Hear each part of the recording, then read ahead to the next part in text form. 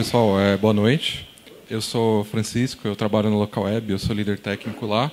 Eu vim falar do primo pobre, né, do cloud, que normalmente a pessoa fala OpenStack, é o cara que fala, pô, não põe na Amazon que está muito caro, ou não põe no Google que está muito caro. Então, os caras sempre tentam procurar um jeitinho, principalmente local, né, em clouds privadas. E ele é um pouquinho voltado mais para a infraestrutura. Então, normalmente, quem faz código acaba colocando num sistema de código, num Heroku, em algo da vida. Quem está mais preocupado com infraestrutura e precisa ter, principalmente, um ambiente local, é um data center, é um service provider, a gente usa muito OpenStack lá. E o que é OpenStack, né? O OpenStack ele tem uma definição. OpenStack não é um software. O OpenStack é quase uma biblioteca onde ela traz alguns padrões. É uma biblioteca aberta e você pode desenvolver, fazer com que a sua aplicação faça parte do OpenStack. Então, quero fazer uma aplicação de algo que não exista hoje. Quero rodar meu código de uma forma específica. Você pode fazer uma aplicação OpenStack porque você basicamente vai usar o recurso principal dele, que é a arquitetura básica. Qual que é a arquitetura básica? O OpenStack ele tem um dashboard, que é o Horizon, que ele te mostra os seus recursos. É bem simples e ele não acaba não sendo o mais forte dele.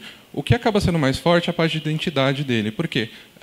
Ele faz tanto autenticação quanto autorização. Então, qualquer aplicação sua, você pode plugar uma aplicação e você fala, olha, tal grupo de usuários, criar CL, criar o que você quiser para que aquele usuário use a sua aplicação, ou o que ele pode fazer, que tipo de rede ele pode criar, que tipo de storage, qual storage. Então, você consegue gerenciar tudo isso pela autenticação e pela autorização do OpenStack. O que a gente, principalmente falando lá de infraestrutura, o que a gente ganhou com o OpenStack? Então, quem trabalha com infra já vai saber, né, os problemas que a gente sempre teve. Comprar storage é caro, pô, muito caro. Preciso de uma regra de firewall. Às vezes é um negócio tão simples que a gente demora muito tempo, principalmente em empresas grandes, onde você tem que falar. Às vezes, para você conseguir uma regra, você tem que falar com 5 pessoas diferentes. Então, isso acaba tendo um tempo demorado. Provisionamento manual. A gente até brinca. Muitas vezes quem já usou ISO para instalar algum servidor aqui? Muita gente já deve ter usado. Eu até lembro um exemplo que a gente tinha na Local Web, umas máquinas bem antigas, eu não tinha mais de onde instalar.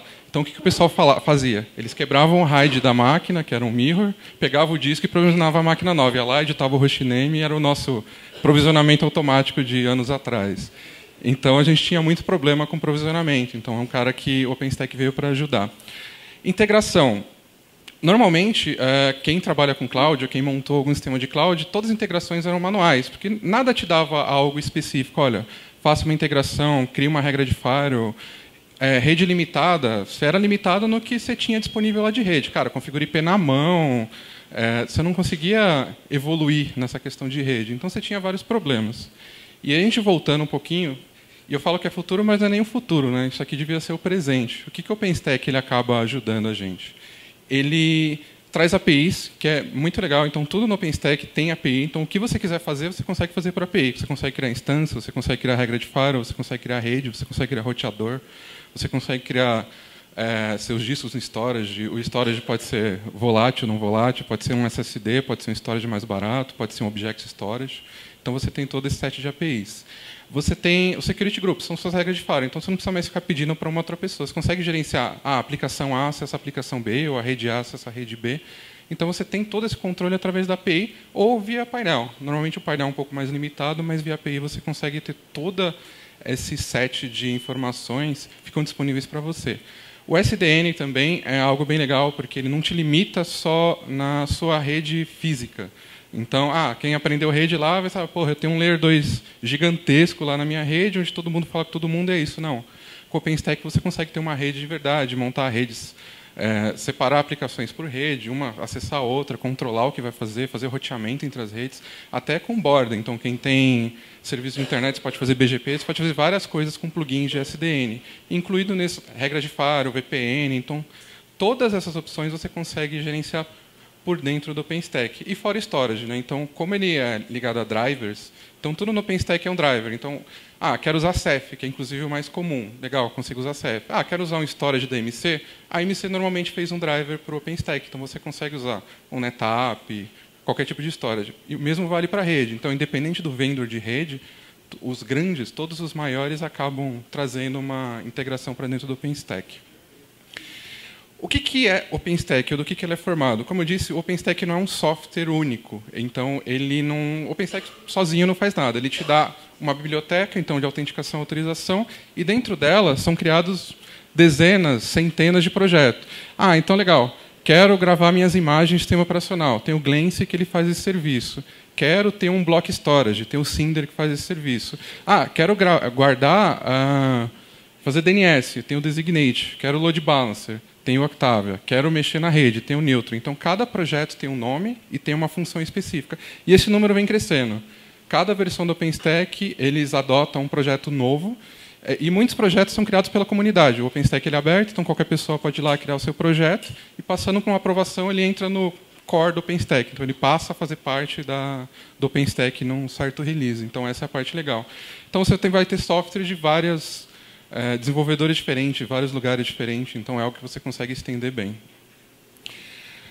Como que eu começo? Normalmente, as pessoas começam com o OpenStack local. Então, eu quero instalar um private cloud na minha empresa, no meu data center. Então, tem algumas questões que são muito importantes antes de você começar. Ah, legal, vou baixar a última versão que está lá, vou instalar? Mais ou menos, você tem algumas opções. Primeiro, qual a sua distribuição? Existem várias distribuições de OpenStack. A versão do OpenStack ela é única, então saiu o OpenStack 12, é o OpenStack 12, mas você tem o OpenStack 12 da Red Hat, da Mirantis, do Ubuntu, da Canonical, né, no caso, da SUSE, do Debian. Cada um, o que vai diferenciar? O que ele suporta? Ou se ele tem suporte pago, não tem suporte pago. Ah, quero da comunidade aberto? Você pode fazer, você vai ter todos os projetos, ok. Pode, por exemplo, não ter o pacote. Ah, eu queria instalar o Designate. Pode ser que o Designate não tenha um pacote, você vai ter que instalar manual. Então, esse vale a pena na hora de você fazer a escolha. A segunda é qual versão de OpenStack. O OpenStack ele tem um ciclo de desenvolvimento muito rápido. Eu vou mostrar para vocês lá como é que ele funciona. Então, muito cuidado.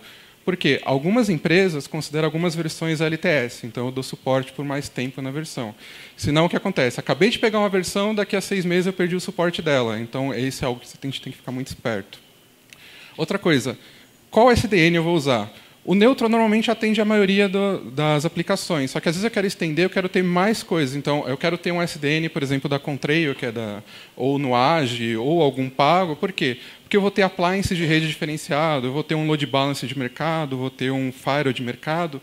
Então, é bom sempre ver no suporte do SDN que você vai usar se ele suporta o appliance que você quer, o que você quer. E que tipo de storage? Eu diria que 80% das instalações de OpenStack usam o Ceph, porque o Ceph também é open source, então ele acaba se dando bem e é 100% integrado. Mas também vale a pena você dar uma consultada. Ah, vou usar um MC. A MC suporta a versão de OpenStack que eu vou instalar? Não sei. Então, essa é uma boa consulta antes da gente escolher. Voltando nos releases. Se a gente der uma olhada, sai um OpenStack a cada 6 meses. É que aqui está bem ruim assim de ler, mas uma versão nova de OpenStack, o ciclo de desenvolvimento é de 6 meses. Então, o que eles fazem? Eles dão mais 6 meses de suporte. Então, imagina, acabei de instalar o OpenStack, daqui a 6 meses já saiu uma nova versão, e mais 6 meses eu perdi o suporte da minha versão. Então, isso tem que tomar cuidado. Eu trouxe o exemplo, esse aqui é do Ubuntu, da Canonical. Todo mundo já deve conhecer o Ubuntu. O Ubuntu tem a versão LTS, então versão 16, 18, 20, 22, e ela é LTS também para o OpenStack. Então, a versão do OpenStack ele acompanha a versão do Ubuntu. Então, por exemplo, a gente está no Ubuntu 18, ele está no OpenStack Queens.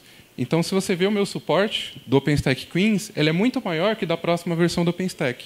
Então, vale muito a pena eu subir o Queens, consigo manter o Queens por até 23 aqui, 2023, então eu tenho 4 anos e meio mais ou menos de suporte.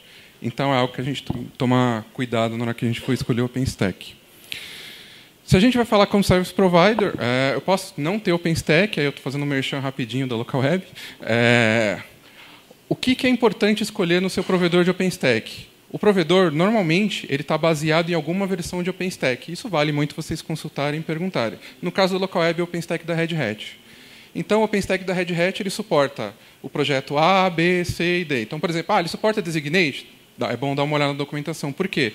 Pode ser que esse cloud não ofereça aquele serviço de OpenStack. Poxa, eu vou contratar o OpenStack para usar, sei lá, o Trove, que é o Database as a Service. Isso é bom consultar antes para saber se o seu service provider vai suportar, porque ele suporta o que a distro dele vai suportar. Então, essa é uma questão importante na hora da gente escolher que versão de OpenStack a gente tem.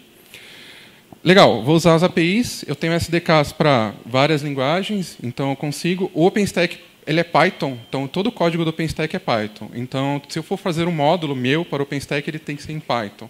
Mas se eu sou o cliente do OpenStack, quero usar a API para subir uma VM, subir uma regra de firewall, subir alguma coisa, eu posso usar alguma SDK. Ah, legal, só que eu queria testar, eu queria fazer algumas coisas. Um cara legal, principalmente para quem é de infra, é o Ansible. O Ansible ele vem com um set de OpenStack muito grande, então ele oferece praticamente tudo que o OpenStack tem, você consegue fazer via Ansible.